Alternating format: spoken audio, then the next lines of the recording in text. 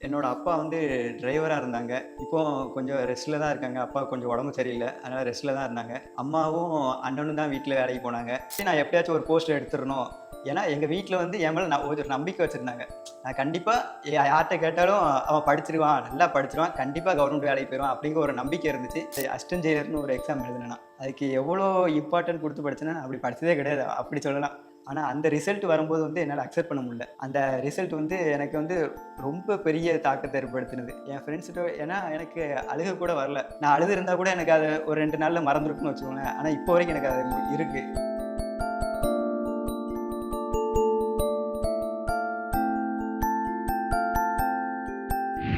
Hello, good evening. I am Ashwin. என்னோட சொந்த ஊர் வந்து திருநெல்வேலி. நான் திருநெல்வேலி ரேஸ் இன்ஸ்டிடியூட்ல வந்து படிச்சிருக்கேன். அங்க தான் இப்போ படிச்சுக்கிட்டு இருக்கேன். இப்போ நான் லாஸ்ட்டா நடந்த குரூப் 4ல 181 கொஸ்டின் போட்டிருக்கேன். மார்க் 271.5 மார்க்ஸ் எடுத்திருக்கேன். என்னோட ஓவரால் ரேங்க் வந்து 38. நான் இப்போ கம்யூனல் ரேங்க் வந்து 22ல இருக்கேன். நான் ஜூனியர் ரெவென்யூ இன்ஸ்பெக்டர் ரெவென்யூ டிபார்ட்மெண்ட்ல எடுக்கணும்னு ஆசைப்படுறேன். இந்த குரூப் 4 இதுல கவுன்சிலிங்ல. நான் 2019 அக்டோபர்ல இருந்து ஸ்டார்ட் பண்ண ஆரம்பிச்சேன் சார்.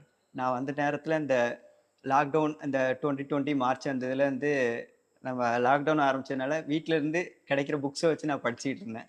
அதுக்கப்புறம் 2021ல ரேஸ் மறுபடியும் ஓப்பன் பண்ணாங்க. செப்டம்பர் மாசம் ஓப்பன் பண்ணாங்க.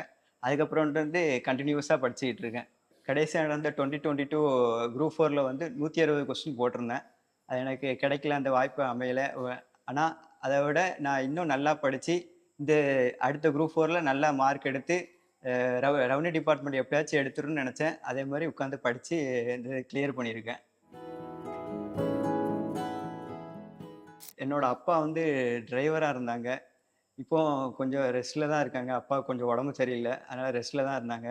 அம்மாவும், அண்ணனும் தான் வீட்ல வேலைக்கு போனாங்க. எங்க அம்மா எங்க அம்மாவும், அப்பாவையும் பிரிச்சு சொல்ல முடியாதுன்னு நெனைக்கிறேன். எங்க அம்மாவோட ஸ்ட்ரென்த் எங்க அப்பா, எங்க அப்பாவோட ஸ்ட்ரென்த் எங்க அம்மா. அதான் உண்மை. ஏன்னா 2 பேருமே தான் இவ்வளோ தூரம் கொண்டு வந்திருக்காங்க. இப்பவும் கொண்டு போய்க்கிட்டு இருக்காங்க. இதுக்கப்புறம் என்னைய பார்த்துக்கிட்டது, எங்க வீட்ட பார்த்துக்கிட்டதுன்னா எங்க அண்ணன்னு சொல்லலாம். எங்க அண்ணன் அவ்வளோ உண்மைய சொல்லணும்னா ஒரு ரொம்ப நல்லவன்னு சொல்லலாம். அவ்வளோ இது என்னைய இப்ப கூட இன்னும் கூட என்ன வேலைக்கு போகலன்னு இதுவரைக்கும் கேட்டதே கிடையாது. நான் கவுன்சிலிங் போயி நான் வேலை எடுக்கிற வரைக்கும் நீ எங்கேயும் போ வேண்டாம். உட்காந்து அடுத்த எக்ஸாமுக்கு படி. நீ நல்லா படி. இன்னும் நல்ல வேலைக்கு போ. அப்படிங்கிறது தான் எங்க அண்ணனோட எண்ணமும். எங்க அக்காவும் எனக்கு அவ்வளோ ஹெல்ப்ஃபுல்லா இருந்திருக்காங்க. எங்க அக்கா வந்து வீட்ல இருந்து எங்க அக்காவும் எப்படின்னா, நான் படிக்கணும், நான் நல்லா படிக்கணும் அப்படிங்கிறதுக்காக வீட்ல உள்ள எல்லா வேலையும் அவங்க 2 பேரும் பார்த்துக்கிட்டு என்னைய நல்லா படிக்க வச்சிருக்காங்க. இல்ல எல்லாத்தையும் அக்செப்ட் பண்ணிக்கிட்டு தான் இருந்தாங்க. என்ன செய்ய முடியும்? நான் 5 வருஷம் அப்படிங்கிறது சும்மா இல்ல. 2019 அக்டோபர்ல இருந்து இந்த 2024 அக்டோபர் வரைக்கும் அவங்க எவ்வளோ சமாளிச்சிருக்காங்கன்னு எனக்கு நல்லாவே தெரியும். நான் ஊருக்கு போமாட்டேன். ஏன்னா அவங்க திருவிழா அதுக்காக அவங்க போ வேண்டியிருக்கும். ஆனா நான் இங்கேருந்து போமாட்டேன். நான் வேலை வாங்குனா தான் ஊருக்கு போணும். அப்பனா தான் நம்ம அப்பா, அப்பாவுக்கு நல்லா சந்தோஷமா இருக்கும். அப்பம்போது தான் நம்ம அவங்க கூட போய் நிக்கிறது ஒரு பெரிய கெத்து அப்படிங்கிற மாரி அப்படின்னு சொல்லிட்டு, அதனால நான் வந்து எப்படி சமாளிச்சாங்கன்னு எனக்கு சொல்ல தெரியல. ஏன்னா, நான் அத நேர்ல பார்த்ததும் கூட எங்க வீட்ல வந்து என்ட்ட சொல்றது, அவங்க கேட்காங்க, அந்த பெரியப்பா கேட்காங்க, சித்தப்பா கேட்காங்க, "என்ன பண்றான்?" அப்படின்ட்டு. "இன்னும் படிச்சுக்கிட்டு இருக்கான்." அப்படின்னு சொல்லும்போது அவங்களுக்கு ஒரு இதா தான் இருக்கும். ஒரு ஃபீலா தான் ஆகும். அத வந்து எங்க வீட்ல ஆனா காமிச்சதே கிடையாது. எங்க வீட்ல வந்து, "நீ எப்படியாச்சும் படிச்சு, உன்னோட வாழ்க்கைக்காக நீ இந்த கவர்மெண்ட் வேலைய எப்படியாச்சும் வாங்கிருன்னு" சொன்னாங்க. நான் இப்போ அத எங்க அம்மாட்டயும் அந்த வெற்றிய சமர்ப்பிச்சிருக்கேன்னு நெனைக்கிறேன். இந்த 2022 குரூப் 4 அப்படிங்கிறது ஒரு பெரிய பாடம் சார் எனக்கு. அது எப்படின்னா, எப்படி சொல்ல, ஒரு குளத்துல இருந்து தத்தளிச்சு வெளிய வந்த மாரி தான். ஒரு ஒரு 2 மாசம் அந்த நடுவுல ரொம்ப கஷ்டப்பட்டேன். அதுக்கப்புறம் ஒரு அசிஸ்டன்ட் ஜெயிலர்ன்னு ஒரு எக்ஸாம் வந்தது. அதுக்கும் நான் வந்து இங்க இந்த இப்பவுமே இந்த திருநெல்வேலியிலே கொஞ்சம் பேர் தான், மொத்தமே 54 போஸ்ட் தான் போட்டிருந்தாங்க. அப்பம்போதே நான் அதுக்காகவே உட்காந்து படிச்சேன். இந்த அசிஸ்டன்ட் ஜெயிலர்ன்னு ஒரு எக்ஸாம் போட்டிருந்தாங்க. 54 போஸ்ட் தான் போட்டிருந்தாங்க. அந்த 54 போஸ்ட்லயும் நான் எப்படியாச்சும் ஒரு போஸ்ட் எடுத்துறணும். ஏன்னா, எங்க வீட்ல வந்து என் மேல ஒரு நம்பிக்கை வச்சிருந்தாங்க. நான் கண்டிப்பா யார்ட்ட கேட்டாலும் அவன் படிச்சிருவான், நல்லா படிச்சிருவான், கண்டிப்பா கவர்மெண்ட் வேலைக்கு போயிருவான் அப்படிங்கிற ஒரு நம்பிக்கை இருந்துச்சு. அந்த நம்பிக்கைய உண்மையாக்கணும் அப்படிங்கிறது மட்டும் தான் என்னோட மனசுல இருந்துச்சு. அதுக்காக நான் வந்து அசிஸ்டன்ட் ஜெயிலர்ன்னு ஒரு எக்ஸாம் படிச்சேன். அதுலயும் ஆனா நான் நைட்டு ஃபுல்லா படிச்சேன். இங்க தான் உட்கார்ந்து இந்த லைப்ரரில எங்க லாஸ்ட்ல உட்கார்ந்து படிச்சுட்டு இருப்பேன். நான் மட்டும் தான் உட்காந்துருப்பேன் லைப்ரரியிலே. ஒரே ஒரு லைட்டு, ஒரே ஒரு ஃபேன் ஓடும். நான் மட்டும் உட்காந்து ஒரு 10, 10:30 வரைக்கும் படிச்சுட்டு, அதுக்கப்புறம் வீட்ல போய் சாப்பிட்டு தூங்குவேன். எங்க அம்மாவும் "படி, ஒழுங்கா படி, நல்லா படி" அப்படின்னு சொல்லிக்கிட்டே இருப்பாங்க. ஆனா அந்த அசிஸ்டன்ட் எக்ஸாமையும் எனக்கு வந்து 5 கொஸ்டின்ல போச்சு. 5 கொஸ்டின் ஒரு 14 ரேங்க், அந்த 14 ரேங்க் அப்படிங்கிற அந்த கான்செப்ட்ல இதெல்லாம் கொஞ்சம் தள்ளி போயிட்டு, எனக்கு அப்பதான் ஒரு இது வந்துச்சு. நம்ம அப்பனா இன்னும் கொஞ்சம் நல்லா படிக்கணும். நம்மளுக்கு இன்னும் ஒரு 4, 5 பேர் முன்னாடி இருக்காங்க. அவங்கள முந்தி போணும். அதுக்கு நம்ம உட்காந்து படிச்சா மட்டும் தான் முடியும். என்னோட சொல்யூஷன் நான் படிச்சா மட்டும் தான் மாற முடியும். மாத்த முடியும். எல்லாத்தையும் மாத்திக்கவும் முடியும். எல்லாமே மாறணும்னா நான் படிச்சா மட்டும் தான் முடியும். எங்க வீட்ல எனக்கு அதான் சொல்லிக் குடுத்துருக்காங்க. எனக்கு பெரிய அவங்க குடுத்த பெரிய சொத்துனாலும் அந்த படிப்பு தான் நெனைக்கிறேன். சின்ன வயசுலேருந்து நல்லா படிக்க வச்சாங்க. இது ஒவ்வொரு ஸ்டேஜ்லயும் ஒவ்வொருத்தரோட உதவியோட படிச்சாலும், எங்க அப்பாவும், எங்க அம்மாவும் எனக்கு நல்லா துணையா இருந்து படிச்சு வச்சிருக்காங்க. இப்போ வரைக்கும் நான் படிச்சுட்டு தான் இருக்கேன். அடுத்து ஒரு டிகிரி படிச்சுட்டு இருக்கேன். இது மேலயே படிச்சுட்டே இருக்கேன். அது அந்த இதுல வந்து நான் ஒரு தெளிவான ஒரு முடிவு எடுத்ததுன்னா, அந்த அசிஸ்டன்ட் ஜெயிலருக்கு அப்புறம் தான். உட்கா இங்க ரேஸ் இன்ஸ்டிடியூட்ல தான் நைட் ஸ்டடிக்கு எனக்கு ஹெல்ப் பண்ணாங்க. நான் வந்து உட்கார்ந்தேன். டெய்லி நைட்டு மட்டும் சாப்பிடறதுக்கு வெளிய போவேன். நைட்டு சாப்பிட முடியலன்னா ஏதாச்சும் தோண்டி விடுவேன். கார்த்தியன்னு ஒரு அண்ணன் கூட இருந்தாங்க. நான் நைட்டு வந்து சா ச நல்லா சாப்பிட்டு ஒரு முழு ஒரு பசியே இல்லாம நைட்டு ஃபுல்லா உட்காந்து படிச்சு, இவ்வளோ தூரம் வந்ததுக்கு அந்த அண்ணனும் ஒரு ஹெல்ப்ஃபுல்லா இருந்தாங்க. நான் விஓஓ நான் படிக்கும்போதே இந்த நோட்டிஃபிகேஷன் வந்ததுல 6244 போஸ்ட் வந்தது. அதுல 108 விஓ வருது ஃபர்ஸ்ட் வரும்போது. அந்த 108 போஸ்ட்ல நான் ஒரு போஸ்ட். நான் டாப் 100ல இருக்கணும்னு இல்ல. டாப் 10ல இருக்கணும்னு தான் நான் படிக்க செஞ்சேன். டாப் 10ல என்னோட வேலை இருக்கணும், என்னோட பேர் இருக்கணும் அப்படிங்கிற எண்ணத்துல மட்டும் தான் படிக்க ஆரம்பிச்சேன். கடைசி வரைக்கும் அந்த நம்பிக்கையோட படிச்சேன். இப்போ நான் அதையும் அச்சீவ் பண்ணியிருக்கேன்.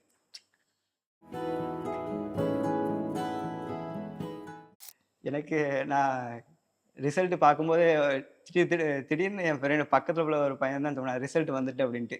நான் அந்த உடனே குரூப்ல இருந்து அப்படியே தனியா விலகி வந்துட்டேன். ஏன்னா எனக்கு ஒரு பதட்டமாவே இருந்தது. நம்ம எப்படி வந்திருக்கோம், எப்படி வந்திருக்கோன்ட்டு. நான் எடுத்து பார்த்தேன். பார்த்துட்டு எனக்கு வந்தோனே நான் கொஸ்டின பார்த்தோனே எனக்கு ரொம்ப சந்தோஷமா இருந்துச்சு. 181 கொஸ்டின். எனக்கு மார்க் பார்த்தோனே 181 கொஸ்டின் தெரிஞ்சிருச்சு. ஏன்னா நான் வந்து 180 அப்படிங்கிற டார்கெட்ல தான் ஒரு இலக்க வச்சு படிச்சுக்கிட்டே இருந்தேன். ஆனா 181 கொஸ்டின் நம்ம நெனச்சத விட ஒரு கொஸ்டின் எக்ஸ்ட்ரா வந்திருக்கலாம். அப்படிங்கிற ஒரு சந்தோஷத்திலேயே அதுக்கப்புறம் என் ஃப்ரெண்ட்ஸ்ட்ட வந்து கீழ வந்து நான் சொல்லிட்டு உடனே எங்க அம்மாவுக்கு தான் ஃபோன் பண்ணேன். எங்க அம்மாவுக்கு ஃபோன் பண்ணேன். ஏன்னா எங்க அம்மாவும், அப்பாவும் வீட்ல தான் இருந்தாங்க. நான் இங்க இன்ஸ்டிடியூட்ல தான் இருந்தேன். நான் வந்து எங்க அம்மாவுக்கு ஃபோன் பண்ணேன். ஃபோன் பண்ணி எங்க அம்மாட்ட ஒரே வார்த்தை தான் சொன்னேன். "எம்மா நீங்க சொன்ன மாதிரி நான் கவர்மெண்ட் வேலை வாங்கிட்டேன்." அவ்வளோதான். வேற எங்க அப்பாட்ட குடுத்துட்டு எங்க அப்பாகிட்ட வந்து என்ன சொல்லணும்னு எனக்கு தெரியல. எங்க அப்பா வந்து வீட்ல இருக்கிறனால எனக்கு ஒரே ஒரு கண்ல இருந்து தண்ணி வந்தது. எப்படி சொல்லன்னு தெரியல. ஆனா நான் வந்து எப்ப நான் பாஸ் ஆயிட்டேன். அவ்வளோதான். வேற ஒண்ணுமே சொல்லல. இந்த 2 பேர்ட்டயும் இவங்க 2 தான் சொன்னேன். நே அடுத்து நேர்ல போய் ஏன்னா நான் எக்ஸாம் எழுதும் போதே நான் சொல்லிட்டேன். எக்ஸாம் எழுதிட்டு வீட்டுக்கு போனேன்னு நான் வீட்ல சொல்லிட்டேன். நான் இந்த வாட்டி கண்டிப்பா வேலை வாங்கிருவேன் அப்படின்ட்டு. நான் அதே மாரி இந்த ரிசல்ட் வந்தோனே எங்க அம்மாட்ட ஃபோன் பண்ணி நான் வேலை வாங்கிட்டேன் அப்படின்னு சொன்னேன். நான் சொன்ன உடனே எங்க அம்மா சொன்னது என்னன்னா, "ரொம்ப சந்தோஷம். கடவுளுக்கு நன்றி" அப்படின்னு சொன்னாங்க. அது எப்படி இருந்ததுன்னு தெரியல. ஆனா எங்க அப்பா என்கிட்ட சொன்னது, "ரொம்ப சந்தோஷம்." எனக்கு அந்த அந்த ரொம்ப சந்தோஷம்ங்கிற வார்த்தையே போதும் எனக்கு. ஏன்னா, நான் இதுக்காக மட்டும் தான் காத்திருந்தேன். எங்க அப்பாவுக்கும், எங்க அம்மாவுக்கும் நான் பாஸ் ஆயிட்டேன் அப்படிங்கிறத சொல்லதுக்கு மட்டும் தான் காத்திருந்தேன். அத நான் சொன்னேன். அவங்க வீட்ல நான் நேர்ல பார்க்காட்டினாலும் எனக்கு அத வந்து அப்படி இமேஜின் பண்ண பார்க்க முடிஞ்சது. எங்க எங்க வீட்ல எவ்வளோ சந்தோஷம் இருந்திருக்குன்னு அப்படிங்கிறத என்னால இமேஜின் பண்ண முடிஞ்சது. அவ்வளோ சந்தோஷப்பட்டாங்க எங்க வீட்ல. வீட்டுக்கு போய் நேர்ல பார்த்தீங்களா? அண்ணா. வீட்ல போய் பார்த்தேன். வீட்ல போய் ஒவ்வொருத்தர்ட்டயும் ஃபோன் பண்ணி சொல்லும்போது கூட, எங்க அண்ணன்ட்டயும் கூட சொன்னேன். எங்க அண்ணன் வந்து ஃபர்ஸ்ட்டு தூங்கிட்டு இருந்தான். அதுக்கப்புறம் ஃபோன் பண்ணி கூப்பிட்டான். அவனே ஃபோன் பண்ணி கூப்பிட்டு அவன்ட்டயும் சொன்னேன். ரொம்ப சந்தோஷம் அப்டின்னான். அதுக்கப்புறம் வீட்ல போய் பார்க்கும்போது, எப்போதும் போல எல்லாம் எங்க வீட்ல எப்டின்னா, ஒரு நார்மலான இதுதான். எங்க வீட்ல எங்க அம்மா எப்பவும் என்னைய எப்போதுமே ஒரு ஹைப்ல வச்சிருக்கவே மாட்டாங்க. ஒரு நார்மலா இருந்துட்டு, எது எல்லாமே நார்மல் தான். ஈஸி தான். அப்படின்னு நெனச்சு இங்க அடுத்த ஸ்டேஜ் போய்க்கிட்டே இருக்கணும். அப்படிங்கிற மாரி தான் என்னைய இது பண்ணியிருக்காங்க. அதனால நல்லது, ரொம்ப நல்லது. வேலை நல்லா பாரு. நீ போற வேலைக்கு உன் மனசாட்சி எங்க அப்பா சொன்னது என்னன்னா, "நீ உன் மனசாட்சிப்படி வேலைய பாரு." என்ன நீ எங்க அம்மா என்ன சொன்னாங்கன்னா, எங்க அம்மா வந்து நான் ஒவ்வொரு ஆஃபீஸ்லயும் போய் உனக்காக கேஸ்ட் சர்டிஃபிகேட்டுக்கு, இன்கம் சர்டிஃபிகேட்டுக்கு எப்படி கஷ்டப்பட்டு வேங்க நின்றுருப்பேன்னு உனக்கு தெரியும். அப்படி வரவங்கள நீனும் நெனச்சு பார்த்துக்கோ. உன் மனசாட்சிப்படி வேலைய பார்த்துக்கோ அப்டின்ட்டாங்க. இந்த 2 மட்டும் தான் எங்க வீட்ல சொன்னாங்க. நான் அந்த கொஸ்டின்ங்கிற கணக்கே வைக்கல சார். நான் வந்து டாப் 10ல தான் வரணும். நான் எடுத்தா டாப் 10க்குள்ள தான் எடுப்பேன் அப்படிங்கிற மைண்ட் செட்ல தான் படிக்க ஆரம்பிக்கும் போதே அப்பதான் செஞ்சேன். என் ஃப்ரெண்ட்ஸ் அதுக்கு துணையா இருந்தாங்க. நீ படிச்சிடலாம், ஈஸியா படிச்சிடலான்ட்டு. ஏன் எப்படி தெளிவா சொல்லணும்னா, இந்த பேலா கொயாலான்ட்டு ஒரு பிரெஞ்சு ரைட்டர் உண்டு.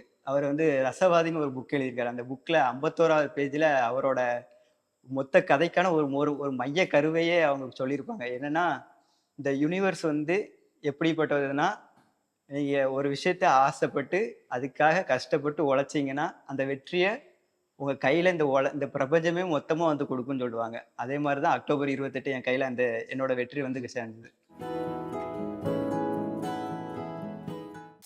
நான் வேலைக்கு போனதுக்கப்புறம் அப்படிங்கும்போது, எனக்கு நான் பண்ணிக்க வேண்டிய ஆசனை ஒண்ணுன்னா, எனக்கு ஒரு புது சைக்கிள் வேணும். புது சைக்கிள் வாங்கணும். ஒரு 15,000 அப்படிங்கிற மாரி கொஞ்சம் எப்படி சொல்ல, ஒரு நல்ல ஒரு 4, 5 வருஷம்னாலும் அப்படி நின்னு ஓடுற மாரி ஒரு நல்ல சைக்கிள் வாங்கணும்னு ஆசை. ஏன்னா, நான் ஸ்கூல் டைம்லேருந்து இப்போ வரைக்குமே சைக்கிள் தான் யூஸ் பண்ணுவேன். அந்த சைக்கிள் எப்படின்னா, அந்த மெய்யழகன் ஒரு படம் இப்போ ரீசென்ட்டா ரிலீஸ் ஆயிடுச்சு. அதுவும் ஒரு கேரக்டர் தான். அதே மாரி என் லைஃப்ல என் சைக்கிளும் ஒரு கேரக்டர் தான். அதுவும் என் ஃப்ரெண்ட்ஸ் குடுத்து தான். லாக்டவுன் டைம்ல ஒருத்தனோட சைக்கிள் நான் வாங்கி ஓட்டுனேன். இப்போ நான் இன்னொரு ஃப்ரெண்டோட சைக்கிள் வாங்கிட்டு இருக்கேன். அதே மாரி சைக்கிள் என் லைஃப்ல ஒரு டிராவல் பண்ணிக்கிட்டே இருக்கு. நான் என் ஃப்ரெண்ட்ஸ்கிட்டயும் நெறைய பேர்ட்ட சொல்லியிருக்கேன். நான் வேலைக்கு போனோனே எனக்கு ஒரு நல்ல சைக்கிள் வாங்கி குடுக்கணும் அப்படின்ற ஒரு ஆசை. அப்புறம் எங்க அண்ணனுக்கு சொல்லணும்னு ஆசைப்படுதேன். எங்க அண்ணனுக்கு பல்சர் பைக் ரொம்ப பிடிக்கும். அடிக்கடி கேட்டுட்டு சொல்லிட்டு இருந்தான். என்கிட்ட சொன்னதில்ல. ஆனா அப்பப்போ பேசி கேட்டுருக்கேன். அவனுக்கு ஒரு பைக் வாங்கி குடுக்கணும்னு ஆசை. அப்புறம் அம்மா, அப்பாவுக்கு சொல்லணும்னா வீடு தான். ஒரு சொந்த வீடு அப்படிங்கிறது ஒரு பெரிய கனவு. அடுத்த வருஷத்துலேருந்து அத ஒரு ஒரு ஸ்டார்ட்டிங் இதா கொண்டு போயி, ஒரு சீக்கிரம் எங்க அம்மா, அப்பாவ வந்து ஒரு ஃப்ரீயான ஒரு அம்மா, அப்பாவா நாங்க வேலைக்கு போணும். எங்க அம்மா, அப்பா இங்க உட்காந்து பார்த்து சந்தோஷப்படணும். அப்படிங்கிற மாரி ஒரு வீட்ல இருந்து அவங்கள நான் பார்க்கணும்னு ஆசைப்படுறேன்.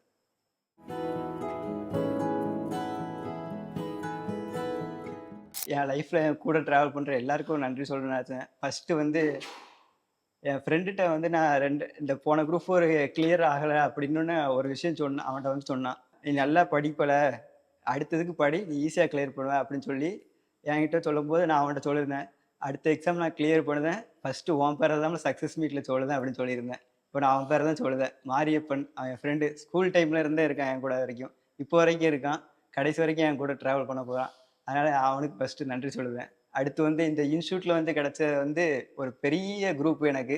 அதுல முக்கியமா வந்து விஜய் ஆண்டனி, அப்புறம் மிதுன். நான் அவங்க 2 பேருக்கு பெரிய நன்றி சொல்லுவேன். அப்புறம் இந்த காம்படிட்டிவ் ஃபீல்ட பொறுத்தவரைக்கும், இந்த மென்டர்ஷிப் அப்படிங்கிறது வந்து ஒரு பெரிய சொல்யூஷன் நெனைக்கிறேன். அவங்க ஒரு மென்டர் அமைறது வந்து பெரிய சொல்யூஷன் நெனைக்கிறேன். அப்படி எனக்கு வந்து நான் ஃபர்ஸ்ட்டு வந்ததுலேருந்து கடைசி வரைக்கும் இருந்தது சிவராமன் சார்ன்னு ஒருத்தங்க. இப்போ சிவராமன் சார் ஒருத்தங்க. அடுத்து கடைசி நேரத்தில அத வந்து ஃபுல்ஃபில் பண்றதுக்கு ஹெல்ப்பா இருந்தது இசக்கி பாண்டி சார். அவங்க 2 பேருக்கும் நான் பெரிய, பெரிய நன்றி, வணக்கம் எல்லாமே சொல்லிக்கிறேன். ஏன்னா, அவங்க இப்போ வரைக்கும் எனக்கு ஹெல்ப்ஃபுல்லா இருந்திருக்காங்க. அதுக்கப்புறம் என்னோட கோச், அவங்களுக்கு வந்து வார்த்தைகளால நன்றி சொல்லவே முடியாது. நான் அப்போலேருந்து எனக்கு ஒரு பெரிய ஃபினான்ஷியலா மட்டும் இல்லாம, ஒரு சப்போர்ட்டா கடைசி வரைக்கும், இப்போ வரைக்கும் கூட இருந்துகிட்டு இருக்க என்னோட கோச் சௌரிம் சார், அவங்களுக்கும் பெரிய நன்றி. அதுக்கப்புறம் என்னோட டீம் நானும் இங்க இப்போ ஒரு 4 மாசம் நானும் இங்க வேலை பார்த்துருக்கேன். இன்ஸ்டிடியூட்லயே வேலை பார்த்துருக்கேன். அப்போது என் கூட எனக்கு சப்போர்ட்டா இருந்த லிங்கம் சார், ஜாஃப்னா மேம், அடுத்து ஜேகே மேம். அவங்க 3 பேருக்கும் நான் நன்றி சொல்லிக்கிறேன். அப்புறம் என்னோட வெல்விஷர்ன்னு அப்புறம் எனக்கு கொஞ்சம் தூரத்துலேருந்து நான் நல்லா படிக்கணும்.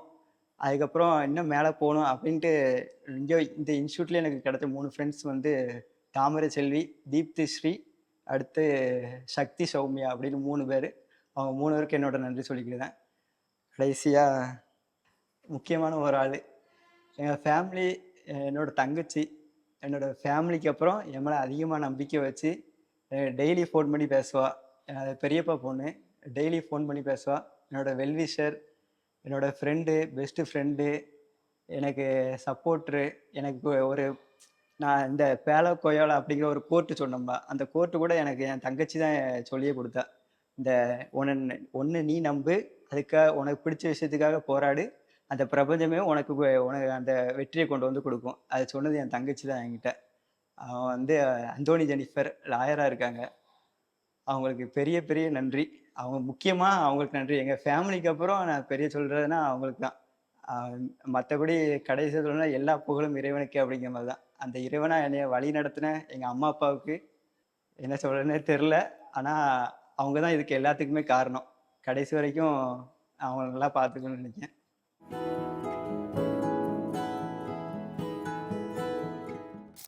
வாழ்க்கை அப்படிங்கிறது ஸ்கூல்ல இருந்து ஆரம்பிக்கும்னு நினைக்கிறேன் நான். அது ஸ்கூலை வந்து மறக்க முடியாம ஒரு லைஃபு.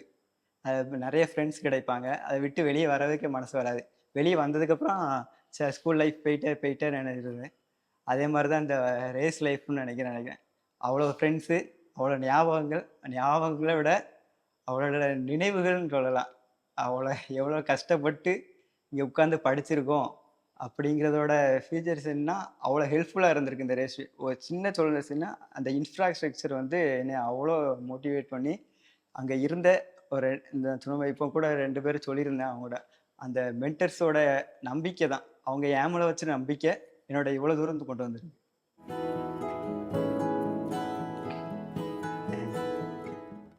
இவ்வளோ தூரம் சொல்லியிருக்குமா இந்த 5 வருஷம் 3 மாதம் அப்படிங்கிறது தான் என்னோட இந்த லைஃபு. இந்த டிஎன்பிஎஸ்சி லைஃப் அப்படிங்கிறது தான். இதுலேயே நடுவில் நான் 2 பிசி எக்ஸாம் 3 பிசி எக்ஸாம் எழுதியிருக்கேன். 3 பிசி எக்ஸாம் கிளியர் பண்ணியிருக்கேன். ஆனால் ஃபிசிக்கலில் போய் எனக்கு கிடைக்கல. அதே மாதிரி ஒரு எக்ஸாம் கிளியர் பண்ணேன். அதுவும் எனக்கு ஃபிசிக்கலில் ஹைட்டு இல்லைன்னு சொல்லிட்டு எனக்கு ரிஜெக்ட் பண்ணிட்டாங்க. இதெல்லாம் தாண்டி நான் ஒரு ஃபஸ்ட்டு ஆரம்பிச்சதுலேருந்து ஒரு ஒரு போன குரூப் 4ம் கிடைக்கல. ஆனால் இதெல்லாம் ஏற்படுத்தின தாக்கத்தோட அந்த அசிஸ்டன்ட் ஜெயிலர்னு ஒரு எக்ஸாம் எழுதினேன் நான். அதுக்கு எவ்வளோ இம்பார்ட்டன்ட் கொடுத்து படிச்சேன்னா, அப்படி படிச்சதே கிடையாது. அப்படி சொல்லலாம். சரி நைட் ஸ்டடினா என்னன்னே எனக்கு தெரியும். அப்படிங்கிற மாதிரி உட்காந்து படிக்க ஆரம்பித்தேன். ஆனால் அந்த ரிசல்ட் வரும்போது வந்து என்னால் அக்செப்ட் பண்ண முடியல. அந்த ரிசல்ட் வந்து எனக்கு வந்து ரொம்ப பெரிய தாக்கத்தை ஏற்படுத்தினது. என் ஃப்ரெண்ட்ஸ்கிட்ட ஏன்னா எனக்கு அழுக கூட வரல.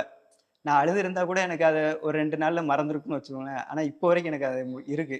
நான் உண்மையை சொல்லணும்னா அடுத்த அசிஸ்டன்ட் ஜெயிலர் போனாலும் அதை எழுதி நான் கிளியர் பண்ணணும்னு தான் நினைக்கிறேன். இந்த குரூப் 4 அடுத்த அசிஸ்டன்ட் ஜெயிலர் போடுறாங்களா அதை எழுதி கிளியர் பண்ணிடுவேன். ஏன்னா எனக்கு நான் அதை ஃபுல்ஃபில் பண்ணல அப்படிங்கிற மாதிரி ஒரு யோசனை இருக்குது எனக்கு. அந்த ரிசல்ட் வந்த அன்னைக்கு தான் வந்து நான் ரொம்ப பெரிய ஒரு பேட் மூமெண்ட்ஸ் அப்படிங்கிற மாதிரி நினைக்கிறேன். ஏன்னா அந்த ரிசல்ட் கிடைக்காத வந்து அவ்வளோ பெரிய வருத்தத்தை எனக்கு கொடுத்துச்சு. நான் அதை எப்படி ஓவர் கம் பண்ணி வந்தேன்னா எங்கள் அம்மா அப்பா தான். எங்கள் அப்பா என்கிட்ட ஒன்று தான் சொன்னாங்க. அடுத்த வேலையை பாருல அப்படின்னு தான் சொன்னாங்க. அடுத்த வேலையை பாரு, இதுதான் லைஃப்னு இல்லை, அடுத்து உங்களுக்கு லைஃப் இருக்குது. உங்கள் லைஃப்பை நோக்கி நீங்கள் அடுத்தடுத்து ஸ்டெப் எடுத்துட்டு தோற்றதை பற்றி நினச்சிட்டு இருந்தோம்னா ஜெயிச்சதை பற்றி நினைக்கிறதுக்கு நம்மளுக்கு நேரம் கிடைக்காது. ஜெயிச்சது அதே மாதிரி உன்னை இழந்தால் தான் இன்னொன்று பெற முடியும். அந்த இழந்த நினச்சி கஷ்டப்பட்டுக்கிட்டே இருந்தோம்னா நம்ம கிடைக்க போகிறத நினச்சி சந்தோஷப்படுறதுக்கு நம்ம தகுதியே இல்லாதவங்க. அதனால் கிடைக்க போகிறத நினச்சி சந்தோஷப்பட்டு முன்னாடி போய்கிட்டே இருக்கணும். ஃப்ரெண்ட்ஸு அப்படின்னு வரும்போது எனக்கு என்ன கஷ்டம்னா, அப்பப்போ இந்த new year time, Pongal time அதே மாதிரி மீட் பண்ணுவோம். அந்த பழைய அந்த ஒரு எல்லாருமே இப்போ வரைக்கும் மேக்ஸிமம் ஒன்றா ஸ்கூல் படிக்கிறவங்களுக்கு இப்போ வரைக்கும் ஒன்றா தான் இருக்கோம். அவங்க எல்லோரும் வேலைக்கு போகிறாங்க. நான் மட்டும் தான் வேலைக்கு போகல. இது வரைக்கும் வேலைக்கு போகல. இந்த குரூப் 4 இப்போ தான் கிளியர் பண்ணியிருக்கேன். ஆனால் அவங்களுக்கு எல்லாருக்கும் நான் வேலைக்கு போகணுன்னு ஒரு சந்தோஷம் இருக்குது எல்லா இடமும் இருந்தாலும்.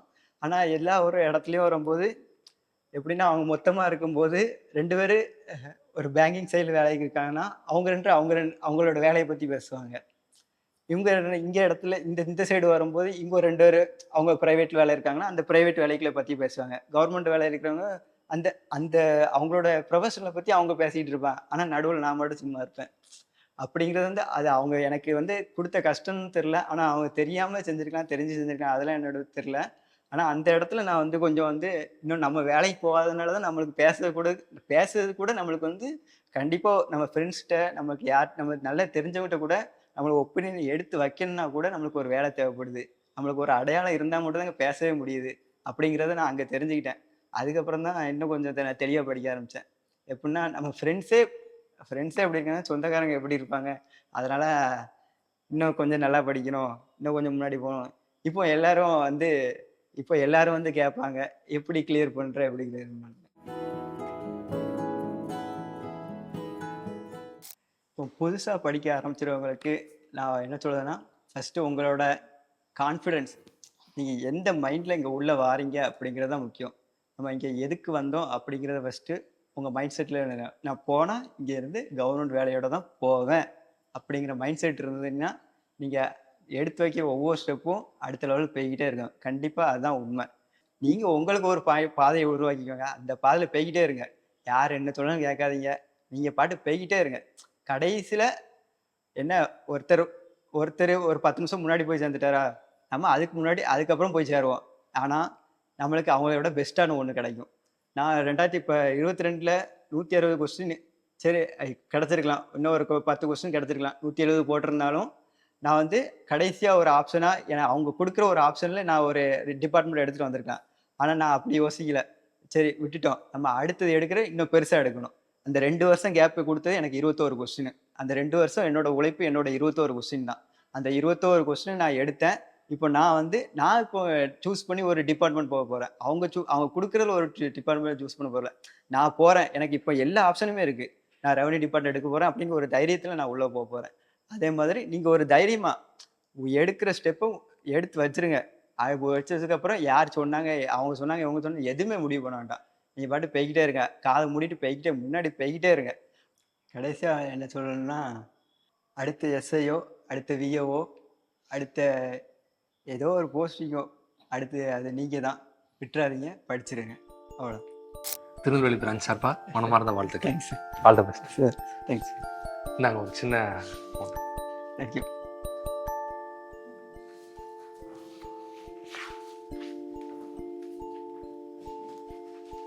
தேங்க்யூ.